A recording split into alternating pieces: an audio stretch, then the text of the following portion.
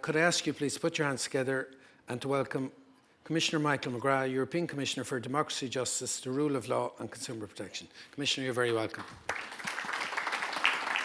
And Alan, I'll now hand it over to you.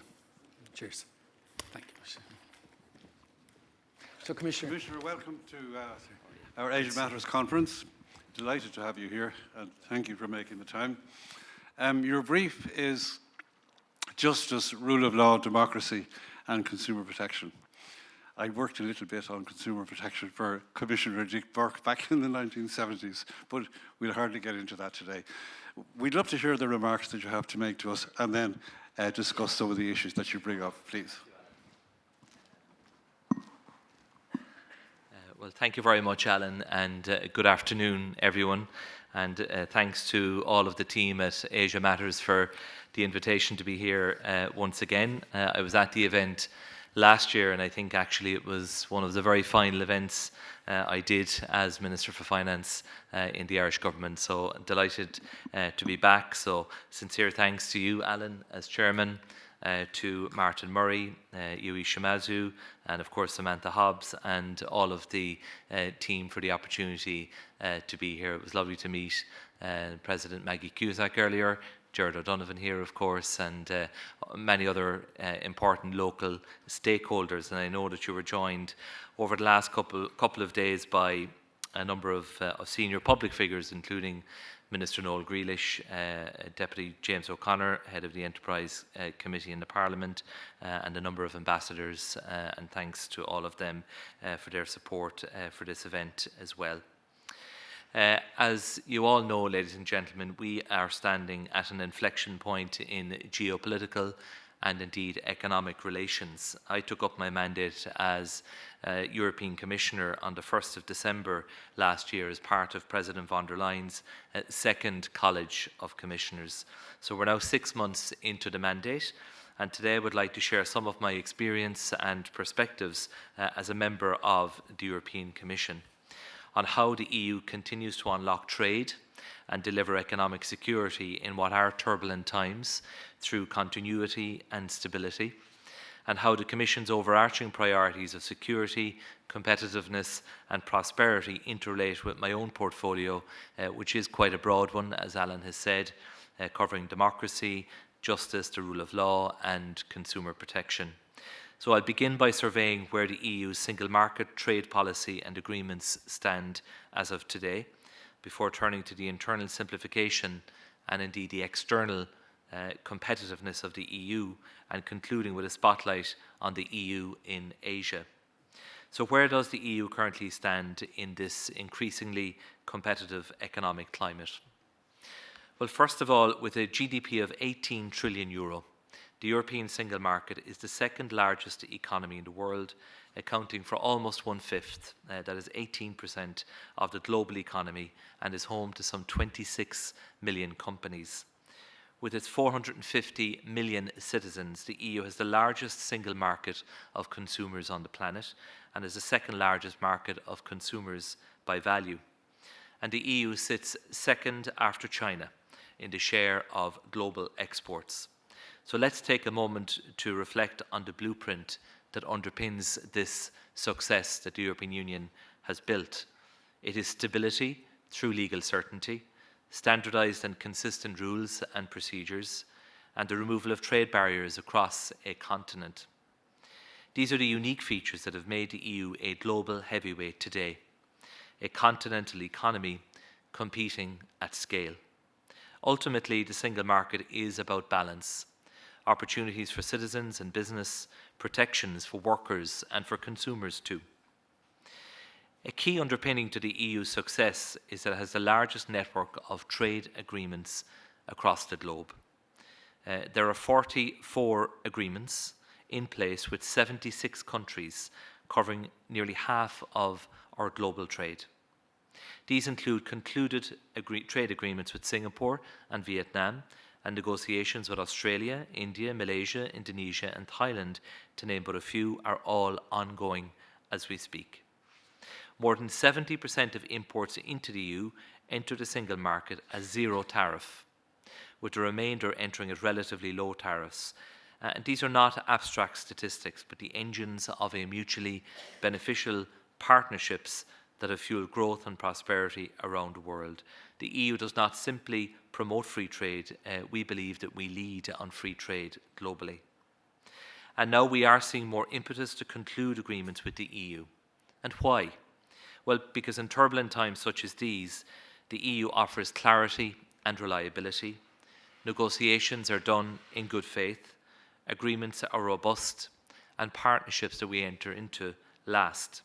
These are our guiding principles because this is what the EU was built upon. And all of this is underpinned by the rule of law, which is central to our competitiveness as a global economic partner, because it creates and also upholds legal certainty, underpins a stable and a predictable business environment, and provides a level playing field enforced by credible institutions and independent and impartial courts in a market where corruption and fraud are investigated and are prosecuted. It's my responsibility to uphold and promote the rule of law across the European Union. It delivers clarity and reliability, and that is the bedrock of trading partnerships and also economic security. I'm also adding a single market dimension to the annual Rule of Law report this year, which will be published in early July, so that businesses can be further assured that the legal framework protects and supports their activities right throughout the European Union. Trade is not just a political trend, it is an economic imperative, and it creates opportunity for people who benefit from the business that is facilitated by trade. Alongside the rise of emerging economies and markets, the World Bank estimates that 1 billion people have been lifted out of extreme poverty over the last 3 decades. And this was not achieved through protectionism, but through partnerships and progress. Global trade and geopolitics are both complex, and complexity, as we all know from experience, takes time to resolve. And this requires patience and also pragmatism.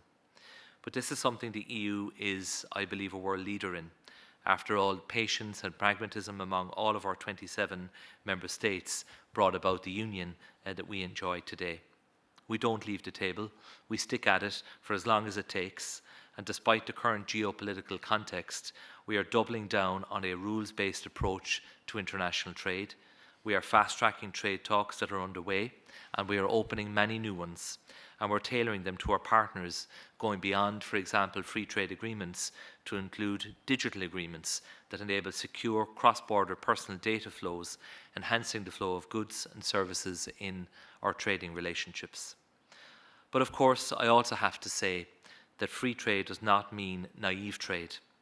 The global trade system has been disrupted by distortive practices fueling industrial overcapacity, by stalled multilateral rulemaking, and even by the weaponization of supply chains. But this is why engagement is more important now than I think ever before. So allow me to spend a moment on two examples of how continued engagement over many years has been successful, even when many commentators predicted that it could not be done. Just last month, more than 5 years since Brexit finally became a reality on the ground, the EU concluded a reset with the UK across agri-food, defence, energy, and also security. And in this reset agreement, we have reduced red tape on agri-food import and exports, facilitating access to the single market. We've established a UK-EU sanitary and phytosanitary zone, and we will trade by a shared rule book, whereby the UK will dynamically align on sanitary, phytosanitary, food safety and general consumer protection rules, just to name a few. This required give and take, of course, as any negotiation does, but it shows how the EU is able to find a common understanding, even in very complex political circumstances. And this followed Mercosur, where agri-food was also a top priority. As you know, in December, just gone, the EU reached a political agreement after many years with Mercosur, that's Argentina, Bolivia, Brazil, Paraguay and Uruguay, on this groundbreaking partnership agreement, which now awaits ratification by the member states. The EU is Mercosur's #1 trade and investment partner, and the new EU-Mercosur trade deal aims to lower tariff and non-tariff trade barriers, create more stable and predictable rules in the area of intellectual property rights, including geographical indications, food safety standards and regulatory practices. It aims to increase EU agri-food exports while protecting sensitive sectors. It aims to uphold the EU standards on animal health and food safety and promote joint values such as sustainable development. And I do want to give a reassurance to all of those in the agribusiness sector in Ireland. The protections in the agreement provide for the suspension of tariff reductions where there is a threat of serious injury for EU farmers. These examples show the EU is open for business with the same clarity and reliability today as in years or decades to come, delivering economic security for itself, but also for its partners. Ladies and gentlemen, the EU's single market is underpinned by several responsibilities that fall under my mandate. The rule of law provides clarity and reliability, as I said earlier on. Democracy delivers thriving social market economies, and respect for fundamental rights protects our citizens and workers, as well as consumers, and indeed other actors. These principles are the founding values of our Union, because they deliver security and prosperity, and upholding and promoting them is my duty as Commissioner. So with the importance of partnership building and prosperity creating through trade now clear, I'd like to address my role in strengthening the EU's economic security through securing simplification internally and by enhancing our competitiveness globally. At the end of January, the Commission published the Competitiveness Compass, and this was our response to the report from Mario Draghi, which called for a reduction of the administrative burden on businesses, and Letta's report finding that regulatory simplification is vital to removing barriers to our EU single market. It has set our course for presenting the EU as the most stable and reliable place for investment and innovation. And this is where it overlaps with my mandate and responsibilities. Whether it's cutting red tape or protecting EU consumers, there are many ways in which we can ensure that our single market is the most attractive business environment for investment, but also attractive for innovation. In February, the Commission adopted its first package of simplification measures. Some of these involved the Corporate Sustainability Due Diligence Directive, a groundbreaking world first, but one that we understand needs refinement. On the one hand, it aims to ensure that businesses contribute to our sustainability goals and commit to net zero by establishing a mandatory framework for human rights and environmental due diligence. And on the other hand, this framework gives companies a governance tool to develop a sustainability-focused mindset, allowing them to strengthen their supply chain resilience, foster innovation, to reduce their dependencies, and ultimately improve their longer-term competitiveness. Because our aim is to simplify the legal framework without compromising the due diligence directive's aims of social fairness and of sustainability. The Commission also welcomes increasing interest in corporate sustainability due diligence across Asia in the last few years, such as Thailand, for example, which is currently drafting a mandatory human rights and environmental due diligence law of its own. And the Commission continues to support supply chain accountability as a vital element of sustainable trade and economic security. In an era of corporate social responsibility and ethical consumerism, due diligence offers a competitive edge with consumers. And in an era of geopolitical confrontation, reduced dependencies and supply chain resilience offer future-proof business competitiveness. A further way in which I plan to support competitiveness within the single market is through what we call the 28th regime. This will be a single harmonised set of rules, including changes to EU corporate law, which will enable European innovative companies to operate and do business throughout the entire single market through one company registration. We're looking to address fragmentation. Europe is doing very well when it comes to startups, but not as well when it comes to scale-ups, and that is in no small part due to the fragmentation that we have across our single market. I'd like to turn to the EU's engagement in Asia, including our initiatives in the Indo-Pacific, our strategic partnership with Japan, and of course our engagement with China.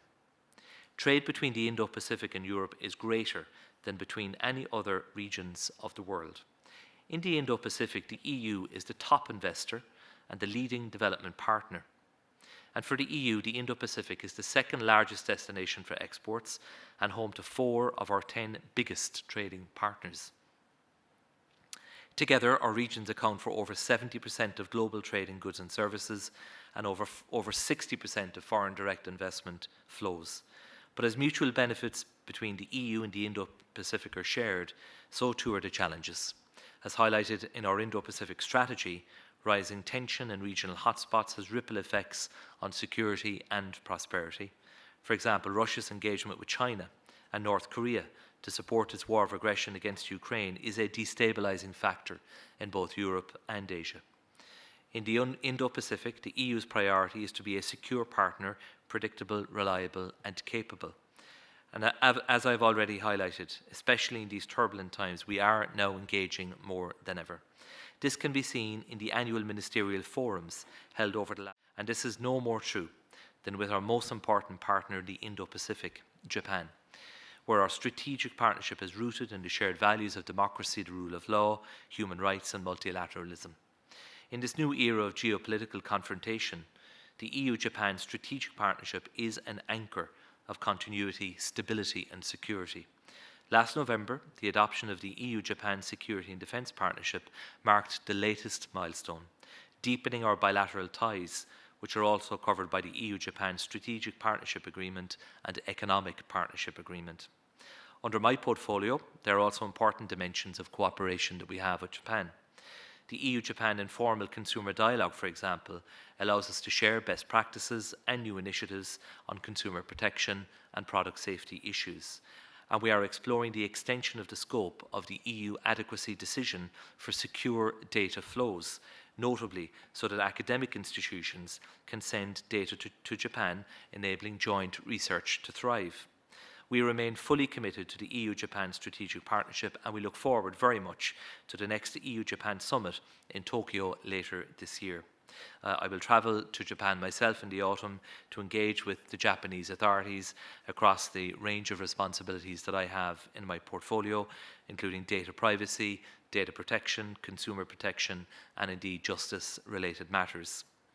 Turning to China, the EU's second largest trading partner. The EU always stands ready to engage constructively and develop our relationship where our interests align. But we will also not shy away from defending our interests against distortive industrial overcapacities, unfair and unbalanced trading practices, and destabilising effects on European and global security. This year, the EU and China will mark 50 years of bilateral relations, and the EU-China summit will coincide with this anniversary, providing an opportunity to address these vital priorities and also the core concerns. The EU sees China as a key and valued partner across a range of different issues, but there is scope to do more on systemic issues that affect its global partners, including the EU. Issues such as overcapacity subsidies, market access barriers, critical minerals export restrictions, investment conditions, trade diversion, and economic coercion.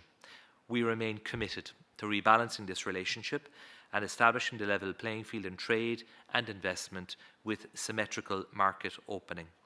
And under my mandate, the EU will also remain firm that personal data transfers to China need to comply with the requirement of an equivalent level of protection to what we have in the European Union. And this was an important factor in the recent decision of the Irish Data Protection Commission on TikTok's data flows. Furthermore, the dramatic surge in e-commerce imports, in particular goods sold by non-EU traders on online platforms to consumers in the EU, is also a cause for concern when those goods do not comply with EU fair trading practices, rules and consumer protection standards. But in the case of product safety, our engagement with the Chinese authorities is positive, and the Commission looks forward to continuing the effective implementation of the administrative arrangement and the action plan on safety of products sold online. At the moment, about 12 million small packages are coming into the EU every day. Those are packages with less value than €150, and over 90% of them come from China. And there are examples where consumer protection rules are not being followed, and indeed where EU product safety standards are not being respected. So we need to work with our Chinese counterparts and with the companies directly to address those issues in the interests of our consumers, but also in the interests of a level playing field for European businesses who have to compete in a global environment. So I do plan also to visit China later this year to engage with the Chinese authorities on a whole range of different issues, including in the consumer protection sphere. Ladies and gentlemen, across Asia, the EU's approach is guided by our core values, but also by our strategic interests. Where cooperation can be constructive, we stand ready to engage with partners in a tailored manner for mutual benefit. And with this, I'm glad to conclude by saying that Asia matters to the EU in trade relations, for economic security, and indeed through strategic partnership. But a rules-based approach to trade also matters, and we will continue to promote it in our engagement with partners throughout the world. And in Europe, by simplifying internally, we will increase our competitiveness globally, and by upholding the rule of law, the EU will continue to offer its partners clarity and reliability across a business environment of equally continental scale. So thank you so much for your patience during what was, I know, a lengthy speech, but I felt it was important just to set out some of the key issues that are at the heart of the relationship that the European Union has with Asia, including in my own portfolio, and look forward very much to our chat now, Alan. Thank you very much.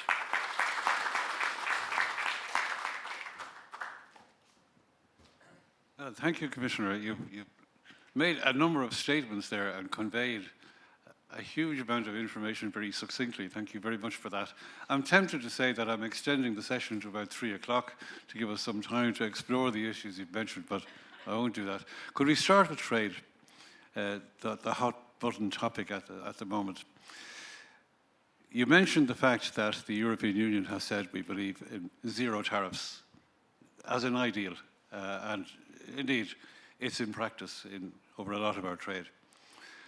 Our case that we make to the American authorities is that their approach on tariffs will be damaging to US consumers, not only to exporters to the US, but to US consumers. Why should we retaliate in the same way? Why should we do damage to our own consumers by having retaliatory duties on the US? Now, I know politics comes into it and you can't just lie down in front of a bully, but what's the reckoning in the Commission about how we should deal with this? Well, we're in a negotiation, and we have always said that we believe tariffs are damaging. Ultimately, they are taxes that consumers will end up paying, and we do believe they damage trade and damage businesses in both Europe and indeed in the US. The EU-US trade relationship has flourished. It's about 1.6 trillion euro of transatlantic trade every year. EU companies support millions of jobs in the United States and vice versa. So I think what we have had and what we have developed over many decades has served both Europe and the US very, very well overall. There are issues in global trade that need to be addressed, and I think we need to work together, the US and the EU, in an effort to address those issues. But in our view, tariffs are not the way to go to address those issues. And the EU does have to defend itself, and it does have to defend European companies and European consumers. And we have to show a willingness to respond. And we have done that through the proposals we have brought forward on countermeasures. It's not our desired outcome. We want to have a negotiated agreement with the US that facilitates free and open trade but respects international rules, because that stable trading environment is one that businesses crave. As you know from your experience over the decades, Alan, businesses really want predictability and certainty and stability about the environment that they're operating within. So we're at a moment in time now where intense negotiations are continuing. The 9th of July is coming really quickly. Our Commissioner, Maroš Šefčovič, and his team are involved in very detailed, in-depth negotiations, and he keeps us fully informed of developments, and he stays in touch as closely as possible with all of the member states and the trade ministers in all of the member states as well. The negotiations are difficult, they are complex, Of course, the US have made no secret of the fact that they have put non-tariff issues on the table. They feel American companies have been treated very unfairly. We would contest that. The rules that we have in the digital space, for example, apply to TikTok and other, companies that are not from Europe and not from the US at the same time. And so we'll see how it develops over the days ahead. But tariffs are not the way to go. But at the same time, when you're in a negotiation, I think you do have to show a willingness to respond. And it is all then on the table for consideration in what hopefully will be a deal that can be reached. Good. You talked about the competitiveness compass and action that the Commission is taking to make it easier for companies to operate fluidly in the internal market. One of the issues that still keeps coming up is, in a sense, the thinness of capital markets in Europe, because we don't have a single capital market. I know Pascal Donoghue, for example, has spent a lot of time, and you yourself did, indeed, on trying to push this forward. Is there any progress in sight there on unifying capital markets in the Union? There is new momentum behind it. We now have a broader concept called Savings and Investments Union, which doesn't replace the capital market unions because it is broader, and it is about creating more mobility in capital flows, but also in personal savings and investments. European citizens have about 11 trillion euro sitting in bank accounts around the European Union, earning very little interest. We would like at least some of that money to be put to use in the productive economy. So we need to break down the barriers and the fragmentation that we have across the European Union. Commissioner Albuquerque is deeply committed to this project, and I am a member of the project group on the Savings and Investments Union, so it's great to have an opportunity to contribute beyond my own portfolio and use the experience I gained as a minister here in Ireland. There does seem to be very strong support at European Council level. We now need that to work its way down to the ministerial level, because very often we get great statements of support from the prime ministers and the heads of state, and then it comes down to ministerial councils, and the national view tends to assert itself again. So there is a determination there, and I do believe that with the political will, we can make progress on a savings and investment union that will result in greater mobility of capital in the European Union, which could be a fantastic source of funding for businesses, including businesses that are being founded and scaling up within the European Union. And that's why the work I'm doing on this new 28th regime idea is really important. The business community have been calling for it for a very long time. So can we identify areas where we can harmonise, whether it be, for example, share-based remuneration. So companies trying to scale in Europe tell me trying to navigate 27 different systems of share options is a nightmare. So we're going to try and pick off areas where we can reach agreement across the EU and then allow companies to opt in to this 28th regime, and that will be fully transferable across the whole European Union and should make the pathway to scaling up much, much easier. That's very encouraging. I mean, we've heard a lot yesterday and today, and indeed at other Asia Matters conferences, about the amount of creativity and innovation that's going on, if you like, under the surface in the Irish agri-food sector, agri-tech, in many other sectors. But access to capital is key. I think we couldn't let you go, Commissioner, without having a word or two about the Common Agricultural Policy. Crunch time is coming up there. As we understand it here, Commissioner Hansen is very much in favour of maintaining the two-pillar cap with ring-fenced funding. What are the prospects for that being the result, do you think? Yeah, look, nothing has been decided yet. We plan to adopt the first draft of the next MFF, the Multi-Annual Financial Framework, next month. So negotiations are live and very active, and I and my team are directly involved in those negotiations as well. I think we will see a simpler cap. Our focus is on making it more user-friendly and having more incentives rather than obligations. And Commissioner Hansen is very tuned in and connected with the needs of farmers. And he has made the point very, very well, I think, about the importance of food security in the European Union, but also the economic contribution of the farming community. We have about 9 million farms in the European Union, so it is a huge driver of regional and local economies, and we want to protect that and we want to support that. I mean, the overall context for the budget is a challenging one, and that needs to be said. As you know, hundreds of billions was borrowed by the EU as a response to COVID. Next Generation EU, the repayments of that will start in 2028, and it could be of the order of 25 to 30 billion euro. So that's the first call on resources as such. The member states have great ambitions about what the EU can and should be doing. But when it comes to paying in more to the EU budget, that doesn't get such a warm welcome.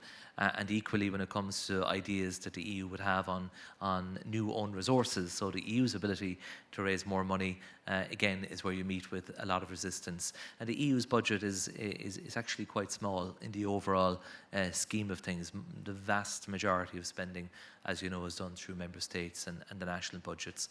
But there will be a cap. I believe it will be a strong CAP. I'll be working closely with Commissioner Hansen, and I have met with the Irish farming community already, and indeed with the meat and the dairy industry, fully understand the strategic importance of it for Ireland, but the same does hold true for a number of other countries as well. So that's a positive, and I believe that there's quite a way to go in this process yet. This is only going to be the first draft, and we are examining issues around structure and governance, and of course the envelope itself. Michael, thank you very much for that. If I may display a bias, I would encourage you to be extremely ambitious about own resources, about the cap and about capital markets. But thank you very much for sharing so much with us in such a succinct way, and we wish you all the best in your endeavours. Thank you.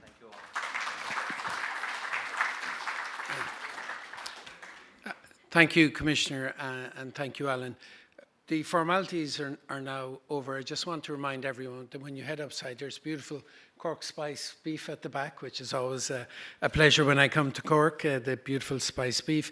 So Sam and the team will direct you. Just head out there and come right back here close to us. It's about a minute from the main exit. So we'll see you there in a moment. Thank you, everyone, for giving of your valuable time. Thank you sincerely to Cork County Council, MTU, and also our other partners, Dairy Industry Ireland, AgTech Ireland, Irish Whisky Association and Cork Chamber. Thank you, everyone.